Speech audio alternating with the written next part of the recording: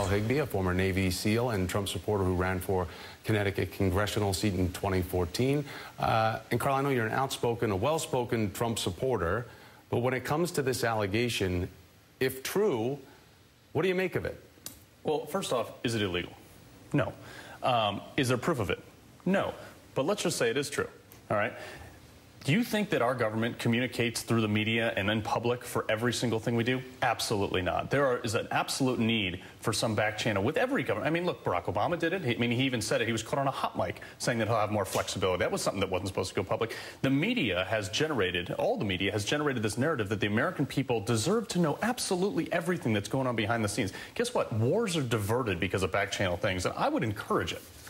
But when it comes to treason and espionage, which is illegal, and President Trump was our president until Trump was inaugurated, this would be illegal, treasonous, espionage behavior because of the fact that the president was going to levy more sanctions on Russia for the 16 intelligence agencies that all agreed that they interfered in our election.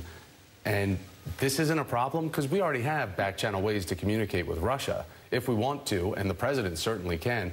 Why ask Sergei Kislyak to establish something for the president-elect to have a communication line to the Kremlin?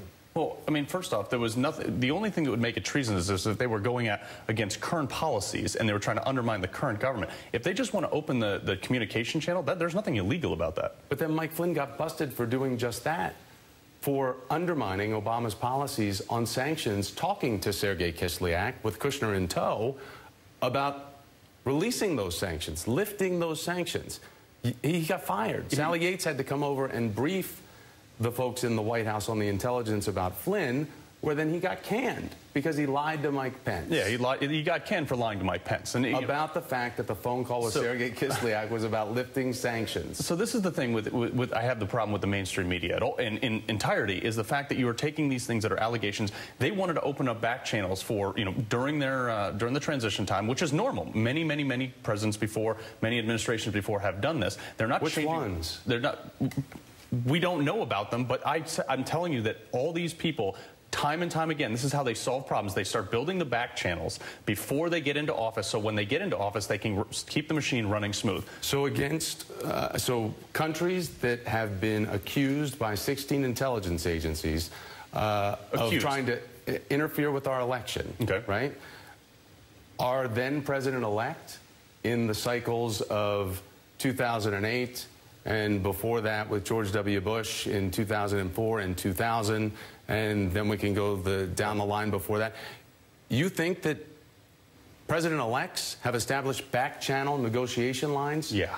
Through absolutely the ambassadors to the countries to evade intercepts and to undermine the current sitting president? I'm not saying undermine. I'm saying get things ready for when they come into office. Now, I've heard in this interview, I've heard alleged, possible, we've heard sources. All right, so Mike Flynn was fired. Mike Flynn was fired for discussing sanctions with Sergei Kislyak. Sally Yates he was fired for lying to Pence. About discussing sanctions with Sergei Kislyak. Sally Yates said this information makes him vulnerable to being compromised for the Russians' blackmail, right? They can him. He lied to Pence about it, so they get rid of him. That's proven. The Trump folks have even talked about that. Pence has talked about that. That's not alleged. The phone calls that have gone back and forth and the meetings that have happened with Sergei Kislyak, we do know about those, but the Kushner attorney is asking for specific dates. They're not denying that those phone calls happened, so that's really not an allegation. But the biggest allegation would be if Kislyak is correct, if Kushner asked for this communication to have a back channel.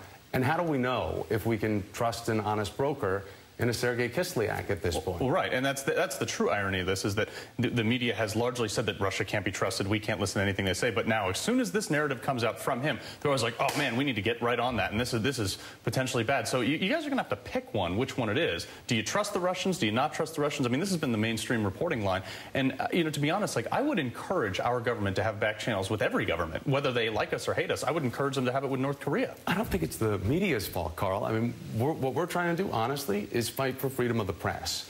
to find the truth about whether this exists. Do you think the media has the right to know every single operation of back channel that happens within every single branch of government? If we have allowed a foreign country to interfere with our election... We didn't allow. They intervened on their own accord. No, but what I'm saying is, if it's proven that the Trump team somehow had a back channel communication, whether it's in the transition time or before that, because of Paul Manafort, whether it's because of Carter Page, whether it's because of Mike Flynn, the list goes on.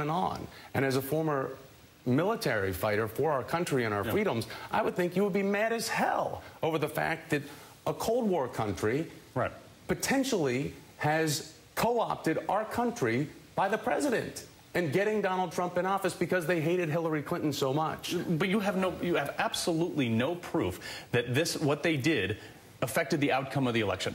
Zero proof, okay? There's a lot of allegations, but there is absolutely zero proof. Can we agree on that?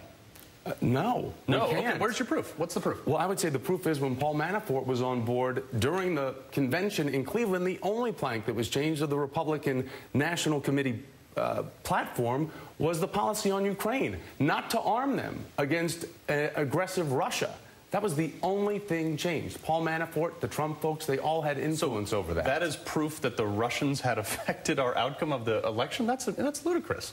I'm not saying that that's ludicrous or that they didn't have some type of sway within the Trump folks and their team, but you can't just turn a blind eye to the fact that there is some type of activity. I think this should be absolutely looked into, and it is. But as of now, there is no proof. There are simply allegations, and there's and even Maxine Waters, like the left of the left, has said that, well, there's no proof. Dianne Feinstein said the same thing. I mean, this is...